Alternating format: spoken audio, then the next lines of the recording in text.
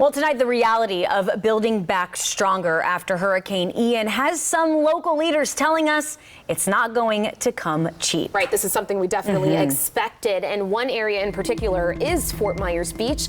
And that's where we find Fox 4's Colton Chavez. And Colton, you are down there tonight because you were told from all of this destruction comes opportunity.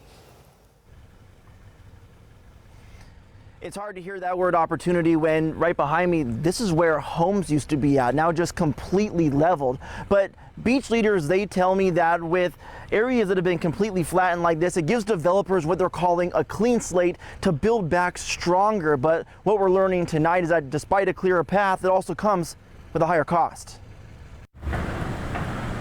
I definitely don't think there's an inexpensive way to do it.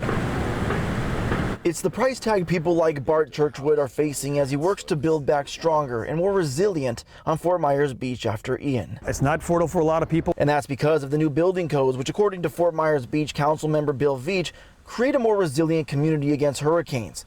The proof for Veach is seen across Fort Myers Beach, where areas that were once lined with older homes are no longer standing. Now Hurricane Ian is it's shaking the Etch-a-Sketch. A blank page, Veach says, to incentivize more affordable living with things such as expedited permitting for those types of projects. There's an opportunity to incentivize those people to build more mixed use with some workforce housing, maybe some other housing. Withstand the storm, but not cause damage to other people's properties. Ideas discussed at a climate impact summit in Naples, where resilient communities like Babcock Ranch, just north of Fort Myers Beach in Charlotte County, were used as successful examples for rebuilding communities. So I think part of the challenge with existing infrastructure is it's always more difficult than starting from scratch, right? Dr. Jennifer Languel, who helped develop the community of Babcock Ranch, says their resiliency comes from, in part, their self-sustaining solar energy fields and underground supply lines that weren't damaged by hurricane winds. We never lost power. We never lost water because you need the power to run the plant, the water plant. While the price range for homes in Babcock Ranch, which start in the upper 200,000s and top out at over $4 million, doesn't scream affordability. Is it the price you have to pay to live on Florida's Gulf Coast? I don't think we're ever going to abandon the coast.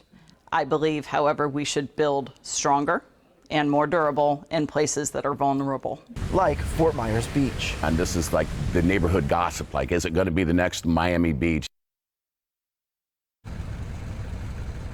And you just heard Bart ask the question that we've been hearing since Hurricane Ian swept through Southwest Florida. What is Fort Myers Beach going to look like? Well, Bart tells me some of his neighbors aren't able to pay for some of those upgrades for building codes, so they're having to sell their homes. So as we continue to follow this story, we'll hopefully start to see how the shape of Fort Myers Beach will end up playing out. But for now, live in Fort Myers Beach tonight, Colton Chavez, Fox 4.